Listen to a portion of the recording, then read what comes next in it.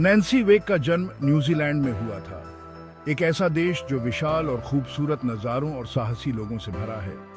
यहाँ की हरियाली और पहाड़ियाँ, नदियाँ और झीलें सब कुछ एक अद्वितीय सौंदर्य का हिस्सा है। बचपन से ही नैन्सी के अंदर एक अजीब सी आज़ादी की चाहत थी और जीने की एक ऐसी प्यास थी जो किसी सीमा में नहीं बन सकती थी। वह हमेशा नई चीज़ें खोजने और नए अनुभवों को जीने के लिए उत्सुक रहती थी। यही बेचैनी उन्हें 20 साल की उम्र में न्यूजीलैंड से दूर ले गई, पहले ऑस्ट्रेलिया और फिर यूरोप। हर कदम पर उन्होंने अपने सपनों को साकार करने की कोशिश की और अपने जीवन को एक नई दिशा दी। उन्होंने नई संस्कृतियां देखी, एक पत्रकार के रूप में काम किया और दुनिया को खुले दिल से अपनाया। यूरोप की गलियों में घूमते हुए उन्होंने वहां की विविधता और समृद्ध इतिहास को करीब से देखा। उन्हें क्या पता था कि उनकी यह यात्रा उन्हें इतिहास के पन्नों में एक ऐसे मोड़ पर ले जाएगी जिसकी उन्होंने कभी कल्पना भी नहीं की होगी। यूरोप की सड़कों पर चलते हुए उन्होंने अपने भविष्य के बारे में सोचा भी नहीं था।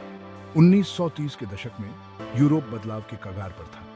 हर जगह एक अजीब सी बेचैनी और अनिश्चितता का माहौल था। नैन्सी, जो हमेशा से एक समझदार और ध्यान देने वाली इंसान थी, उन्होंने फांसीवाद और अत्याचार के बढ़ते साए को महसूस किया। उन्होंने देखा कि कैसे लोग अपने अधिकारों के लिए संघर्ष कर रहे थे। उन्होंने नाजी जर्मनी के उदय को देखा, एक ऐसा शासन जो नफरत और हिंसा पर टिका था। यह देखना उनके लिए बहुत ही दर्दनाक था। यह नजारा, जो आजादी और न्याय के उनके अपने मूल्यों के बिल्कुल खिलाफ था, उनके दिल में एक आग लगा गया। उन्होंने महसूस किया कि उन्हें कुछ करना होगा। नैन्सी उनमें से नहीं थी जो हाथ पर हाथ धरे बैठे रहते जब दुनिया अंधेरे में डूब रही हो। उन्होंने ठान लिया कि वह इस अन्याय के खिलाफ खड़ी होंगी। उन्होंने ठान लिया था कि वो कुछ करेंगी, अपने उसूलों के लिए लड़ेंगी, चाहे कितनी भी बड़ी कुर्बानी देनी पड़े। उनके इस साहस और दृढ़ संकल्प ने उन्हें इतिहास में एक महत्वपूर्ण स्थान दिलाया। नाजी जर्मनी का उदय पूरे यूरोप पर एक काले साए की तरह मंडरा रहा था। यह एक ऐसा समय था जब डर और अनिश्चितता ने हर किसी के दिल में घर कर लिया था। हिटलर की जहरीली विचारधारा, इंसानी जान की उसके लिए कोई कीमत नहीं थी और ताकत की उसकी इस हद से ज्यादा भूख ने उन सभी की रूह कंपा दी जो उसके उत्थान को देख रहे थे। उसकी हरकतें और भाषण लोगों के दिलों में खौफ पैदा कर रहे थे। नैन्सी, जिन्होंने दुनिया की खूबसूरती और विविधता को अपनी आंखों से देखा था, उन्हें नाजी विचारधारा बेहद घृणित लगती थी। उन्होंने यूरोप के शांतिपूर्ण और समृद्ध समय को देखा था और अब यह सब बदलता देखना उनके लिए असहनीय था। उन्होंने मुसीबत को आते देखा, जंग की आहट को महसूस किया और जान गई थी कि वो अब केवल एक मूक दर्शक बनकर नहीं रह सकती। अखबारों की सुर्खियों और सड़कों पर बढ़ती सैन्य गतिविधियों ने उन्हें चेतावनी दी कि कुछ बड़ा और भयानक होने वाला है। नैन्सी का जज्बा, जो हमेशा से आजाद और बेबाक था, अब एक नई ही ताकत से भर गया था, प्रतिरोध की आग। उन्होंने ठान लिया था कि वो इस अत्याचार के खिलाफ खड़ी होंगी और अपने लोगों की रक्षा करेंगी। उन्होंने बुराई का चेहरा देख लिया था और उन्होंने यह प्रण लिया कि वो इसे यूं ही नहीं फैलने देंगी। उन्होंने अपने साथियों के साथ मिलकर योजनाएं बनानी शुरू कर दी ताकि नाजी अत्याचार का मुकाबला किया जा सके। यही उनके जीवन का वह मोड़ था जिसने सब बदल दिया। ये वह क्षण था जब उन्होंने अपने जीवन का असली मकसद पहचाना, अत्याचार के खिलाफ लड़ना और न्याय के लिए खड़ा होना।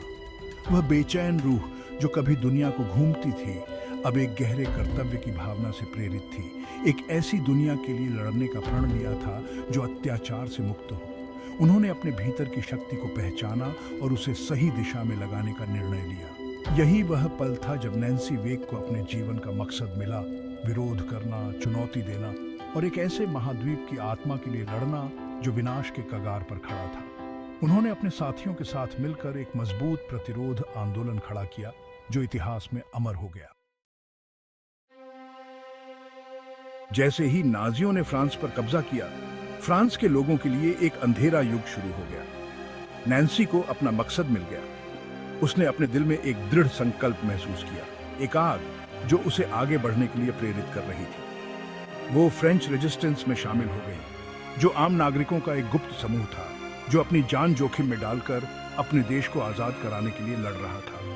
ये लोग अपने घरों, परिवारों और जीवन को दांव पर लगाकर स्वतंत्रता के लिए संघर्ष कर रहे थे। नैन्सी की बहादुरी उनकी तेज बुद्धि और आसानी से घुल मिल जाने की उनकी क्षमता ने उन्हें रेजिस्टेंस के लिए एक महत्वपूर्ण सदस्य बना दिया। वो हर मिशन को एक नई चुनौती की तरह लेती थी और हर बार सफल होती थी। वो गुप्त संदेश और सामान पहुंचाती थी जो अक्सर दुश्मन की नजरों से बचकर किया जाता था। मित्र देशों के पायलटों को पकड़े जाने से बचाती थी, उन्हें सुरक्षित स्थानों पर ले जाती थी और उनके लिए सुरक्षित मार्ग तैयार करती थी और नाजी गतिविधियों की जानकारी इकट्ठा करती थी। ये जानकारी मित्र देशों के लिए बहुत महत्वपूर्ण होती थी। इन्हीं खतरनाक अभियानों के दौरान नैन्सी को दी व्हाइट माउस नाम मिला।